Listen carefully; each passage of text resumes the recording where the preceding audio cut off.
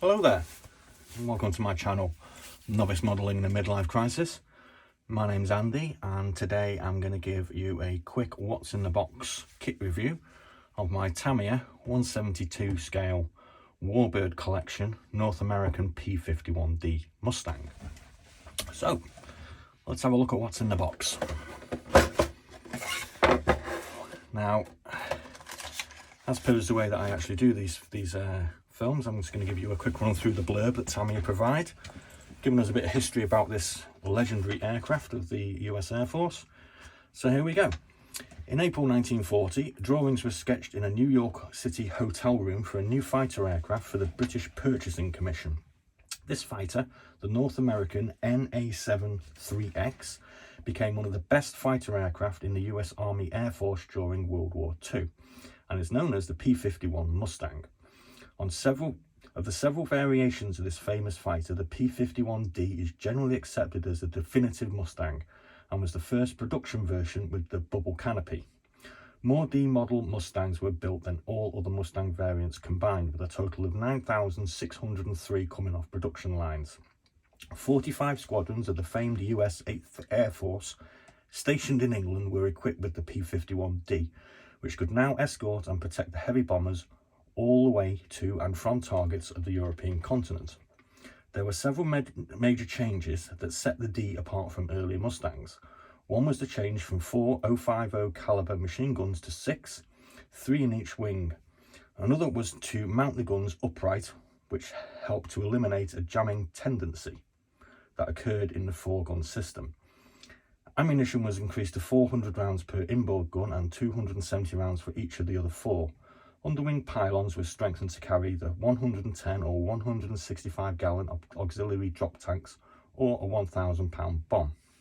The P-51D Mustangs went on to fight in the later Korean conflict, and it last flew combat in 1956 in the deserts of the Middle East, when Israel used Spitfires, Messerschmitts and Mustangs together in the Middle East conflict. Okay, so there we go. Let's have a quick look at the instructions, which, as per is the case normally with TAMIYA, they're very, very straightforward and easy to follow. We've got basically 10 windows which allow us to construct the aircraft, all giving us some really, really easy steps to follow, so as we can actually produce, hopefully, something like is pictured here. Now, we actually have a couple of colour variations, one with the D-Day markings, and yeah, everything looks as it should. We also get the regular tech tips, which is kind of useful for novice muppets like myself, which gives a few tips on how to actually increase our capabilities for model production, and they're always useful. We've got some nice decals provided. Obviously, we've got D-Day markings for one of the planes that we can produce, and it looks like we have 3 different options on the colours, of the aircraft itself. We also have some nose art and the standard harness for the fighter pilot. We also have some kill markings here for downed German planes, and I'm not quite sure what that one is there. If you can tell me, let me know. It might just be a mission log of some sorts. Now, this doesn't have very much for me to talk about as far as the sprues are concerned. As you can see, there's only 3 of them. Here we've got a couple of drop tanks, and we've got the propeller, which has got a bit of detail on it as well. We have 2 canopies which are slightly different, which is kind of useful for someone like myself who has a tendency to get glue all over the canopy. I suppose if I fail with one, I can go with the other. And here we have the main sprue for the main body of the aircraft. As we can see, as is normally the case with TAMIYA, we've got some quite nicely indented panel lines. We can also see some rivets on the detail on the wings and on the main fuselage itself. That looks really nice. I'm quite happy with that. And here we can see we've got part of the cockpit construction, and I believe this set of hurdy-gurdies behind here is obviously the fuel injection system, which we talked about in the description.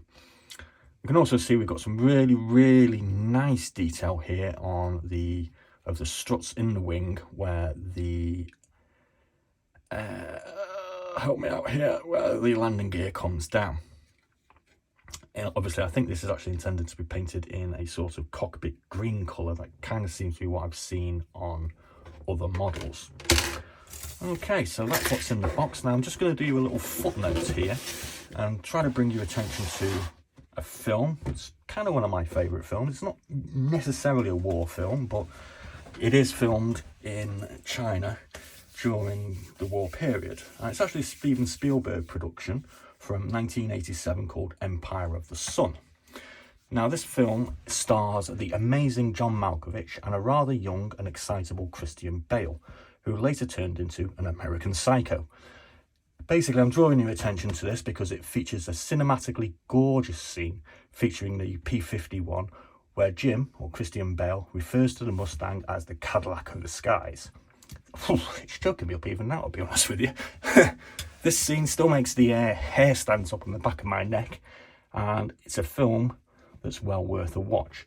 I've taken the liberty of putting a link to the actual scene that I'm referring to, and you know, just have a look at it. I mean, basically it's a slow motion scene, and it's awesome. I mean, I've got to say, this is a beautiful plane. Oh, I'm choking up, man. This is emotional. The emotion is coming out on YouTube. So I mean, this is actually a beautiful plane, and it quite fittingly, I think, should be called the Cadillac of the skies. Anyway, I hope you enjoyed my little video of me nearly bursting into tears. Questions and suggestions welcome. Please like and subscribe and join me for my model building ride. By the way, I'm having a bottle of Mythos, which is a Greek brew, and it's going down rather well. Be seeing you.